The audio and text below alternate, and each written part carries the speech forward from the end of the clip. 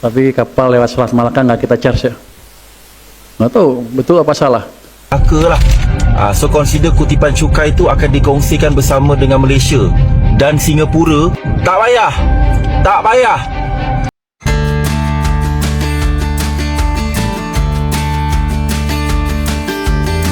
Hey, ketemu lagi dengan Rizka Yuni, lagi rame nih di media sosial. Warganet Malaysia dibuat bingung sekaligus panas dengan rencana Indonesia yang katanya bakal memungut biaya untuk kapal yang melintasi Selat Malaka.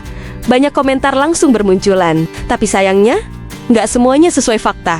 Ada yang langsung engage, ada yang nyinyir, bahkan sampai menghujat Indonesia dan pemerintahnya. Padahal, kalau dipahami lebih dalam, situasinya nggak sesederhana itu.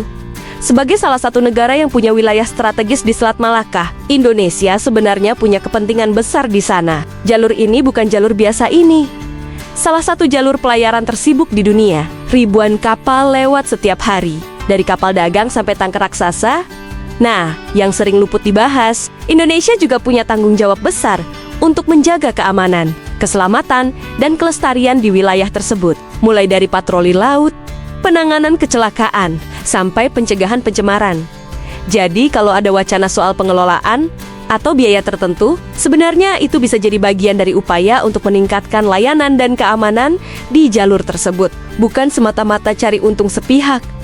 Sayangnya, sebagian warganet langsung bereaksi tanpa cek fakta. Argumen yang muncul jadi melenceng, bahkan cenderung emosional. Padahal, kalau dilihat dari sudut pandang yang lebih luas, kebijakan seperti ini justru bisa berdampak positif bukan cuma buat Indonesia, tapi juga negara lain yang ikut memanfaatkan jalur tersebut.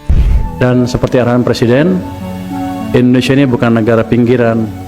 Kita ada di jalur strategis perdagangan dan energi dunia. Tapi kapal lewat Selat Malaka nggak kita charge ya. Nggak tahu betul apa salah. Sekarang Iran mau nge-charge kapal lewat Selat Hormuz katanya. Kalau kita bagi 3, Indonesia, Malaysia, Singapura, lumayan kan? Punya kita jalurnya paling besar, paling panjang. Singapura kecil, Malaysia sama kita bagi 2 lah. Kalau bisa seperti itu, tapi kan nggak begitu.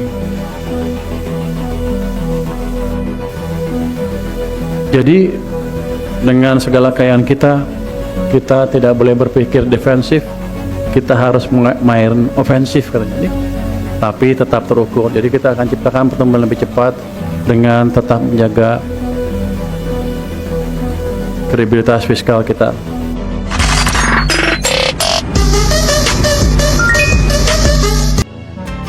Namun seperti yang sering terjadi, sebagian warganet Malaysia justru lebih memilih merespons dengan komentar nyinyir ketimbang memahami konteks kebijakan. Narasi yang berkembang cenderung menyederhanakan persoalan, seolah-olah Indonesia hanya ingin mencari untung tanpa mempertimbangkan dampak global. Padahal, banyak negara lain di dunia juga menerapkan biaya tertentu di jalur strategis mereka sebagai bentuk pengelolaan dan pemeliharaan wilayah perairan. Pendapatan negara dan nak tingkatkan peranan Indonesia dalam perdagangan global. Tapi kalau kita tengok dari sudut logik, benda ni bukan perkara kecil, tahu tak? Selat Melaka ni, laluan antarabangsa yang sibuk, bukan kolam ikan kat belakang rumah yang kita boleh pasang tol sesuka hati. Cuba korang bayangkan, kalau setiap negara yang ada akses ke laluan laut antarabangsa tiba-tiba nak kenakan cukai ikut suka, memang huru hara lah dunia ni. Memang melampau kalau nak kata ni langkah yang mudah nak buat. Undang-undang laut antarabangsa bukannya boleh dilanggar macam tu saja. Kalau Indonesia betul-betul buat, silap-silap boleh cetuskan konflik diplomatik yang besar. Kita tak naklah Selat Melaka ni jadi punca pergaduhan, nanti ekonomi kita sendiri yang kena tempias. Kalau kita tengok situasi luar negara pun, macam konflik Isbiul dengan Stan Jahat kat Tol Lviv tu, atau isu yang melibatkan pertubuhan besar macam NATO dan OPEC, semuanya tunjukkan yang bila melibatkan kuasa besar atau peraturan antarabangsa, memang kena berhati-hati.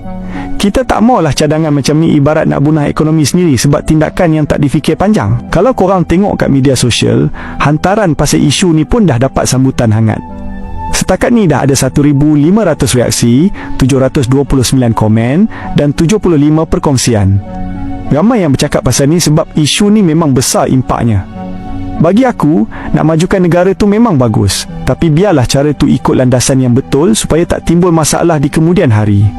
Kita haraplah pihak berkuasa Indonesia buat pertimbangan yang mendalam sebelum nak teruskan rancangan ni.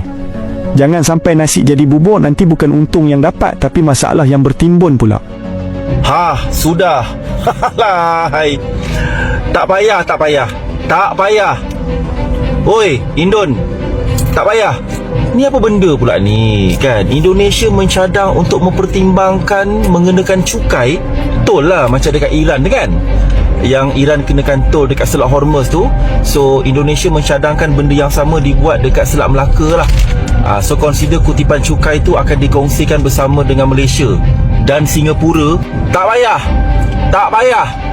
Oi, Indonesia, tak payah. Tolong cari income, cari dana, cari aset, cari pendapatan dengan cara lain lah. Tak payah. Baik-baik Selat Melaka tu jadi pusat dagangan dunia, laluan kapal-kapal utama kan, merancangkan ekonomi dekat Asian.